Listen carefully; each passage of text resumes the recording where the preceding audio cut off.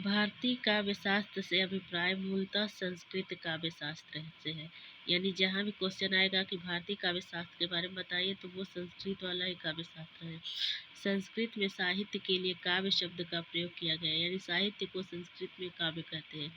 और काव्य को दो भागों में बांटा गया है। एक दृश्य काव्य जिसके अंतर्गत नाटक आता है, और एक श्रव्य काव्य जिसके अंदर गद्य और पद यानी प्रोज और पोएट्री दोनों आती है। गद्य के अंतर्गत कहानी, उपन्यास इत्यादि आते हैं, और पोएट्री के अंतर्गत यानी पद के अंतर्गत सिर्फ कविताएं आती हैं।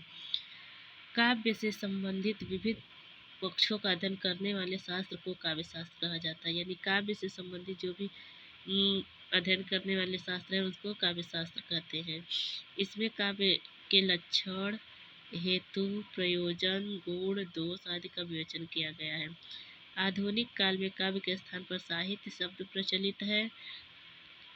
ऐसे में काव्य शास्त्र को साहित्य शास्त्र कहा जाने लगा है। अब संस्कृत के आचार्यों की समृद्ध परंपरा के बारे में बात कर लेते हैं, जिसको हम लोग ग्रुप वाइज डिवाइड करेंगे। भरत मुनि, भामा, दंडी, उद्भट, वामन, रुद्रट और आनंदवर्धन। भरत भर, भामा भाम, दंडी का द, उद्भट का उ, वामन का व, रुद्रट का रु, आनंदवर्धन का आ। यानी भर भाम दउआ रुआ। भर भाम दुआ रुआ। दूसरी छठी सती के हैं भरत मुनि, छठी के भामा, सातवीं के दंडी, आठवीं के उद्भट, वामन आठवीं के, और रुद्रट और आनंदवर्धन नौवीं के हैं। तो भरत मुनि दूसरी शती के नाट्य शास्त्र है, भामा छठी शताब्दी के काव्य अलंकार है, दंडी सातवीं शती के काव्य आदर्श है, उद्भट आठवीं शती के काव्य अलंकार सार संग्रह है, वामन आठवीं शती के काव्य अलंकार सूत्र है, रुद्रट 9वीं शताब्दी का काव्य अलंकार है, आनंदवर्धन 9वीं शती के ध्वन्यालोक है।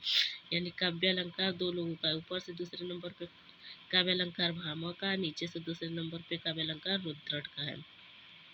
तो नाट्य शास्त्र काव्य अलंकार काव्य आदर्श है, और काव्य अलंकार संग्रह में काव्य अलंकार सूत्र है, और काव्य अलंकार ध्वन्यालोक में है। काव्य अलंकार ध्वन्यालोक में है। नाट्य शास्त्र काव्य अलंकार का काव्य आदर्श है, और काव्य अलंकार सार संग्रह काव्य अलंकार सूत्र है, और काव्य अलंकार ध्वन्यालोक में है। ओके, तो ऐसे ही आगे की वीडियो जानने के लिए मेरे चैनल को सब्सक्राइब करें।